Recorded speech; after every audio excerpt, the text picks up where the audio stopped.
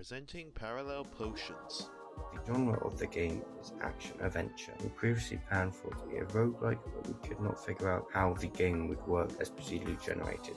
On getting into the selection screen, you will get the choice to either start a new game, continue off an existing file, leave the game, or view the controls on how to do everything. The menu is navigated using either the computer mouse or the controller's left analog stick or D-pad. To interact with the buttons, either click with the mouse or hit the A button. Once you start the game, both players must choose a character class between the four main elements, of which we have two available. Upon using the D-pad to select your character, both players need to hit start on the controller or click ready with the mouse to begin. The controls for the game have been kept intentionally simple. This ensures that someone picking up the game and playing for the first time will not struggle with learning the controls, and will be able to start playing immediately. To control the players, the left stick or the WASD keys are used for movement, which faces the player in the direction they've moved. Alternatively for aiming, you can use the right stick or the arrow keys to turn the player, allowing you to shoot in one direction while moving a different way. To shoot a projectile, the button is right trigger on controllers or spacebar for keyboard players. The objective of the game is to explore the forest, help your teammate to get out of any situations and gather items and collect the ingredients from the end of the level to either progress to the next level or win the game. Levels get harder as you go.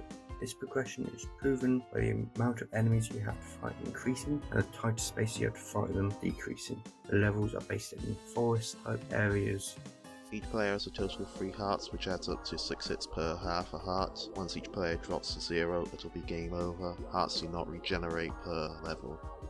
Throughout the game, there are 3 different enemy types you'll encounter. The first enemy, the slime, is the most common enemy in the game. It patrols its area, and when it notices a player, it'll begin to follow them, getting closer to be able to do melee attacks. The second enemy is the beehive. This acts as a turret of sorts, shooting swarms of bees at any player nearby. The final and most dangerous enemy is the raccoon. The raccoon hides in trees and will pounce when a player runs past the tree that it's hiding in. When pouncing, the raccoon grabs onto the player's head, locking them in place. And that will force you to coordinate with your partner in order to knock it off by hitting it with a spell. If it's not hit with a spell, it slowly starts ticking away damage until one of the players dies and pretty much makes it so you can't continue for the rest of the game, ensuring that the players work together.